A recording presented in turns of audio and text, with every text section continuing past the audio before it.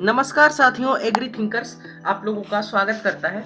दोस्तों, आज हम अपने ऑनलाइन लर्निंग प्लेटफॉर्म पर एक लेक्चर लेकर आए हैं जो क्लास 11th एग्रीकल्चर के स्टूडेंट्स के लिए मोस्ट इम्पॉर्टेंट है। आज हम कृषि अभियंत्रण यानी एग्रीकल्चरल इंजीनियरिंग में एक बहुत ही ज़्यादा इम्पोर्टेंट टॉपिक को कवर करेंगे। जो पहला चैप्टर आपका है कृषि यंत्रों के निर्माण में प्रयुक्त होने वाले पदार्थ। तो ये काफ़ी इम्पोर्टेंट चैप्टर है और पहला ही चैप्टर है, इसको हम कवर करेंगे। यहाँ पे हम सारी चीज़ें देखने वाले हैं और अभी नहीं देखा तो पछताओगे बिल्कुल। ये जो समय चल रहा है ये आप लोगों के लिए गोल्डन टाइम है। इस समय अगर आप तैयारी शुरू कर देते हैं या तैयारी शुरू कर दिए हैं आप तो बहुत ही अच्छा रहेगा और ज़रूर आप अच्छे मार्क्स गेन करेंगे 2024 के बोर्ड परीक्षा में। तो चलिए हम अपनी आज की क्लास को शुरू करते हैं। यहाँ पर देखिए, ये मेरे नोट्स हैं, इसको हम डिस्कस करेंगे। इससे ज़्यादा कहीं नहीं आएगा आपका, इस चैप्टर से आएगा तो इससे ज़्यादा नहीं आएगा, ठीक है। यहाँ पर पदार्थ यानी मैटर, यहाँ पे आप देख सकते हैं कृषि यंत्रों में प्रयुक्त होने वाले पदार्थ यानी material used in construction of agricultural equipment. इनमें हम देखेंगे, देखिए यहाँ पर दो प्रकार के होते हैं इसके अंतर्गत। एक होता है फेरस मैटर, दूसरा है नॉन फेरस मैटर यानी लौह पदार्थ अलोह पदार्थ। फिर लौह पदार्थ में क्या होता है यानी फेरस मैटर में इसमें लोहे की उपस्थिति पाई जाती है। बिल्कुल सिंपल सा कॉन्सेप्ट है, लोहा पाया जाएगा तो लौह पदार्थ है, लोहा नहीं पाया जाएगा तो नॉन फेरस यानी अलोह पदार्थ है। और अलोह पदार्थ में देखिए इसमें लोहे की अनुपस्थिति होती है। फिर धातुओं के गुण, प्रॉपर्टीज ऑफ मेटल, तो धातुओं के जो 6 गुण होते हैं जैसे प्रत्यास्थता, आघातवर्धनीयता, तन्यता, वो सारी चीजें हम इस वीडियो में डिस्कस करेंगे। देखिए प्रत्यास्थता यानी इलास्टिसिटी, उसके बाद से सुघट्यता यानी प्लास्टिसिटी, फिर है तन्यता यानी डक्टिलिटी, आघातवर्धनीयता यानी मीलियाबिलिटी, कठोरता यानी हार्डनेस, भंगुरता यानी बिटरनेस। ये चीज़ों को हम डिस्कस करेंगे। देखिए पहले प्रत्यास्थता यानी जो हमारी होती है इलास्टिसिटी के बारे में हम देखेंगे। देखिए यहाँ पर हमारा धातुओं के इस गुण में, जब धातुओं पर यानी उन पर बल आरोपित किया जाता है तब उनकी अवस्था परिवर्तित हो जाती है तथा बल हटाने पर धातुएं पुनः अपनी प्रारंभिक अवस्था में आ जाती हैं। देखिए इसको ऐसे समझिए कि कोई यानी मेटल है, उस पर आप यानी बल लगा रहे हैं और उसका यानी आकार बदल गया। जैसे ही आप उसको छोड़ते हैं तैसे वो अपने पुनः यानी पुराने आकार में आ जाती है।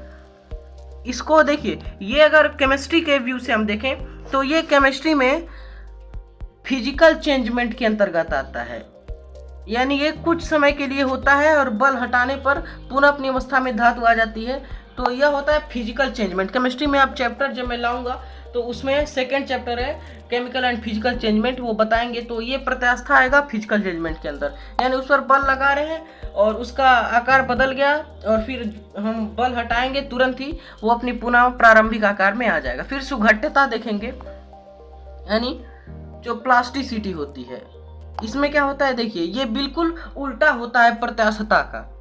इस गुण में धातुओं पर बल आरोपित करने पर उनकी अवस्था परिवर्तित हो जाती है, किंतु बल का कारण हटाने पर वस्तु अपनी प्रारंभिक अवस्था में नहीं आ पाती है, ठीक है। देखिए ये केमिकल चेंजमेंट के अंतर्गत आएगा। ये आता है केमिस्ट्री के व्यू से, केमिकल चेंजमेंट यानी रासायनिक परिवर्तन के अंतर्गत आएगा। देखिए प्रत्यास्थता में यानी हम बल हटा रहे हैं तो पुनः अवस्था में आ जाएगी, तो फिजिकल चेंजमेंट है। और सुघट्यता में एकदम वही कॉन्सेप्ट है, बस प्रत्यास्थता में बल का कारण हटाने पर प्रारंभिक अवस्था में आ जाएगी, सुघट्यता में नहीं आएगी। तो ये केमिकल चेंजमेंट रहेगा। फिर है तन्यता, थोड़ा सा अंतर है तन्यता और आघातवर्धनीयता में। तन्यता यानी डक्टिलिटी में क्या है, इस गुण में धातुओं को खींचकर तार बना दिया जाता है, ठीक है। और स्वर्ण यानी जो गोल्ड होता है ये सभी धातुओं में से सबसे ज्यादा तन्य यानी डक्टाइल होता है, ठीक है। तो इसमें धातुओं को खींचकर तार बनाते हैं और आघातवर्धनीयता में धातुओं को पीटकर चादर बना दिया जाता है। तन्यता में तन यानी खींचा जाता है। जैसे देखिए पहले यहाँ पे परिभाषा पढ़ लेते हैं। धातुओं के इस गुण में धातुओं को पीटकर पतली चादरें बनाई जाती हैं। तो पतली चादरों के रूप में धातुओं को बना दिया जाता है खींचकर। और इस गुण में क्या होता है देखिए, जैसे इसका नाम ही है आघातवर्धनीयता। घात मतलब यानी पीटना ही होता है, तो उसको हम घात करते हैं यानी उसको पीटते हैं तो पतली चादरों के रूप में बन जाती हैं। तो ये सिंपल सा कॉन्सेप्ट है। उसके बाद है कठोरता, जिसको हार्डनेस कहा जाता है। इसमें देखिए, इस गुण में धातुओं को आसानी से तोड़ा नहीं जा सकता है, और भंगुरता यानी बिटरनेस इसका उल्टा है, उसमें तोड़ा जा सकता है। देखिए, भंगुरता एकदम उसका विपरीत हो जाएगा। इस गुण में धातुओं पर प्रहार करने पर वे टूट जाती हैं, यानी भंगुरता का अपोजिट होता है कठोरता, कठोरता का भंगुरता, और प्रत्यास्थता का अपोजिट होता है आपका सुघट्टता, सुघट्टता का अपोजिट प्रत्यास्थता। ये बहुत ही आसान कॉन्सेप्ट है, ज़्यादा है 6 कॉन्सेप्ट है, लेकिन बहुत ही आसान है, तुरंत याद हो जाएंगे। फिर है लौह-अयस्क, यानी आयरन ओर्स ऑफ आयरन, जिसे कहा जाता है लोहे के अयस्क। इसमें जिन पदार्थों में लोहे की मात्रा, यहाँ पे थोड़ा सा कट गया है, कम से कम 40% पाई जाती है, उन्हें लौह-अयस्क कहा जाते हैं। प्राय लोहे के 5 अयस्क पाए जाते हैं। यहाँ पर 5 अयस्क दिए हुए हैं लोहे के: magnetite, hematite, limonite, pyrite, siderite. इसको आप इस सूत्र से याद करेंगे, MHLPS। इससे आप याद करेंगे। देखिए, मैग्नेटाइट में 72% होता है लोहा, और हेमेटाइट में 70%, लिमोनाइट में 60%, पाइराइट में 44%, सीडेराइट में 40%। सबसे अच्छा लौह-अयस्क हेमेटाइट होता है, वो अभी हम देखेंगे। देखिए, अब सभी का हम केमिकल फार्मूला देखें तो मैग्नेटाइट का फार्मूला आपका होगा Fe3O4, और हेमेटाइट का जो है Fe2O3, लिमोनाइट का FeO, और ब्रैकेट में OH × NH2O, ठीक है। और पाइराइट में 44% लोहा, इसमें FeS2 होता है। सीडेराइट में 40% लोहा, इसमें FeCO3 होता है। देखिए, आप ऐसे याद करेंगे, जैसे MHLPS आपने याद किया गया, magnetite, hematite, limonite, pyrite, siderite. उसके बाद से आप याद करेंगे यहाँ पे 34, 23, ऐसे आप याद कर लेंगे।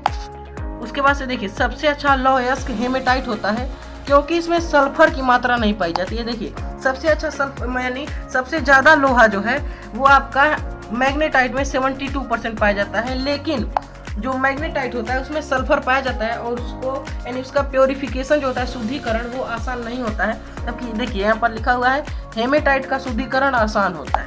मैग्नेटाइट में 72% लोहा होता है, परंतु इसका शुद्धिकरण आसान नहीं होता है, इस कारण इसे सबसे अच्छा लौह-अयस्क नहीं मानते। सबसे कम लोहा सीडेराइट में होता है, ठीक है, 40%। और ये देखिए, ये लोहे के प्रकार बुक में आपको थोड़े अलग मिल सकते हैं। यहाँ पर मैंने इलेबोरेट मेथड में लिखा हुआ है: ढलवा लोहा, पिटवा लोहा, श्वेत ढलवा लोहा, कच्चा ढलवा लोहा, धूसर ढलवा लोहा। 2 प्रकार के लोहे दिए गए, एक है ढलवा लोहा होता है और एक पिटवा लोहा होता है, ठीक है। ढलवा लोहा, पिटवा लोहा। फिर ढलवा बुक में आपको देखने को मिलेगा 2 प्रकार के। फिर ढलवा लोहे में श्वेत ढलवा लोहा, उसी में कच्चा ढलवा लोहा, उसी में धूसर ढलवा लोहा। उसके बाद से यहाँ पर देखिए, ढलवा लोहा, पिटवा लोहा तथा इस्पात में अंतर। यहाँ पे अंतर का आधार है ढलवा लोहा, पिटवा लोहा, इस्पात। देखिए, कार्बन की मात्रा ढलवा यानी कास्ट आयरन में 2.2 से 4.5% तक कार्बन होता है, पिटवा लोहा में 0.10 से 0.25%, और स्टील में 0.25 से 2% तक कार्बन होता है, ठीक है। आप इसको ऐसे याद, WSC, आप इसको ऐसे का याद करेंगे, WSC, ऐसे आप याद, WCS, ऐसे आप याद करेंगे। देखिए, रॉट आयरन में, पहले रॉट आयरन, इसमें 0.10 से 0.2% तक, 0.25% तक लोहा होगा, और स्टील में 0.25 से 2%, और ढलवा लोहे में 2.2 से 4.5%। फिर इसका मेल्टिंग पॉइंट यानी गलनांक बिंदु क्या होता है? देखिए, जो हमारा कास्ट आयरन होता है उसमें 1200 डिग्री सेल्सियस, रॉट आयरन में 1500 से 1535 डिग्री सेल्सियस, और स्टील में 1300 से 1400 डिग्री सेल्सियस होता है। उसके बाद से वेल्डिंग जो है वो यहाँ पर, यानी जो हमारा कास्ट आयरन होता है उसमें वेल्डिंग नहीं होती है, रॉट आयरन में भी नहीं होती है, और स्टील में कठिनाई से होती है। फिर आघात वर्धनता, जो मीलियाबिलिटी होती है, वो कास्ट आयरन में नहीं होता है, और रॉट आयरन और स्टील में होता है। अस्थायी चुंबक बनने का गुण जो है वो यहाँ पर देखिए, कास्ट आयरन में नहीं होता है, रॉट आयरन में भी नहीं होता है, और यहाँ पर होता है स्टील में। इसको आप याद रख लेंगे, ठीक है। उसके बाद से यहाँ पर कुछ इंपॉर्टेंट फैक्ट्स मैंने लिखे हुए हैं जो ऐसे ही पूछ लिए जाते हैं।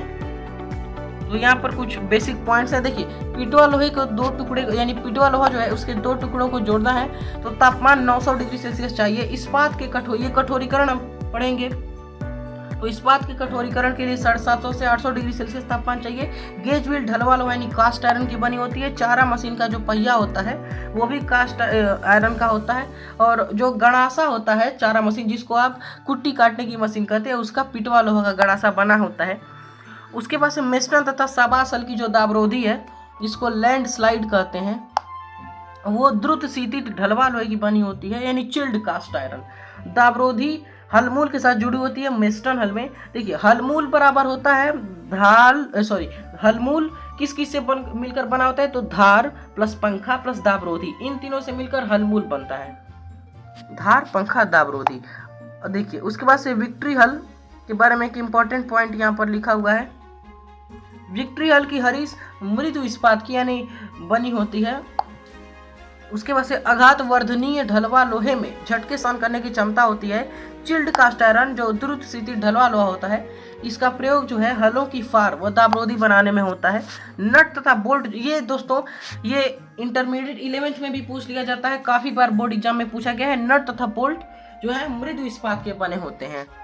और यहाँ पे उच्च कार्बन इस्पात यानी हाई कार्बन स्टील की क्या क्या बना होता है, तो छैनी, कटर टूल, आरी, डिस्क और बॉल बियरिंग यहाँ पे लिखा है, ये सभी बने होते हैं उच्च कार्बन इस्पात के। फिर जो मिट्टी पलट होता है जिसको मोल्ड बोर्ड कहा जाता है, ये माइल्ड स्टील यानी मृदु इस्पात का बना होता है। क्रैंक शाफ्ट मध्यम कार्बन इस्पात का। मुलायम लोहा, कच्चा लोहा मुलायम लोहा होता है। और ढलवा लोहे में लोहे की प्रतिशत मात्रा 90 से 94% होती है। देखिए, उसके बाद एक बहुत ही इंपॉर्टेंट पॉइंट है, यहाँ पे मैंने 3 स्टार लगाए हुए, मोस्ट इंपॉर्टेंट है। पंजाब हल की हरीस बनी होती है लकड़ी की। ठीक है, पंजाब हल की हरीस लकड़ी की बनी होगी, ये आपको ध्यान में रखना है। अन्य सभी हलों की हरीस जो है वो स्टील की यानी इस्पात की बनी होती है। और बैलगाड़ी का जो पहिया होगा वो शीशम लकड़ी का बना होता है। सभी हलों के हलवूल ढलवा लोहे यानी कास्ट आयरन के बने होते हैं। वावा हल की फार जो है वो मृदु इस्पात की बनी होती है। मिट्टी पलट जो है वो भी मृदु इस्पात का बना होता है। इन सभी हल के बारे में हम अगला चैप्टर जो है आपका अभियंत्रण में द प्लाऊ यानी हल नाम का चैप्टर है, अध्याय 2, उसमें हम डिस्कस करेंगे। उसमें सभी 1 हत्थे वाले हल जो हैं और 2 हत्थे वाले, जैसे 1 हत्थे वाले आपके हल है मेस्टन, प्रजा, साबास, वावा, केयर, ये सभी हम देखेंगे। और 2 हत्थे वाल हल जो हैं UP number 1, UP number 2, Punjab, victory, टर्नरेस्ट, वो भी हम अध्ययन करेंगे। तो यहाँ पर जो है आपकी क्लास खत्म होती है। यहाँ पर कुछ इम्पोर्टेंट जो है निर्देश दिए गए, इनको आप चाहें तो फॉलो कर सकते हैं। और देखिए, ये आपका जो पहला चैप्टर है वो यहाँ पर कंप्लीट होता है, इससे ज़्यादा नहीं पूछेगा आप में। ठीक है, ये सफिशिएंट है आपके बोर्ड एग्जाम के लिए।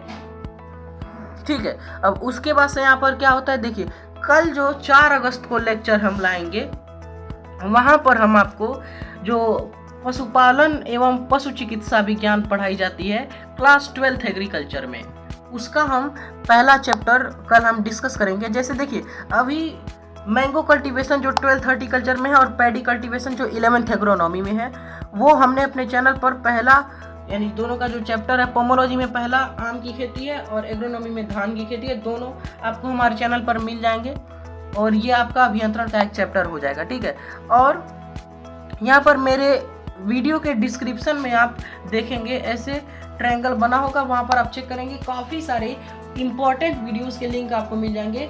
और आप प्लेलिस्ट में जाएंगे, वहाँ पर आपको ऐसे टॉपिक वाइज प्लेलिस्ट मिल जाएंगे, जैसे 12th agriculture board paper solution, 11th agriculture board paper solution, 11th और 12th का जो है अलग अलग प्लेलिस्ट आपको सिलेबस मिल जाएगा, प्रिपरेशन मिल जाएगी और DDU यूनिवर्सिटी की जो इन्फॉर्मेशन हैं, यूपी कैडेट की सारी चीज़ें आपको प्लेलिस्ट में अलग अलग टॉपिक में मिल जाएंगी। ठीक है, तो कल की वीडियो में हम मिल लेते हैं एक नए टॉपिक के साथ जो animal husbandry and veterinary science में आता है। ठीक है, और वीडियो को आप अपने दोस्तों में शेयर जरूर करें, क्योंकि जो ज्ञान होता है वो बांटने से ही बढ़ता है, ये आप लोगों को ध्यान में रखना है। ठीक है,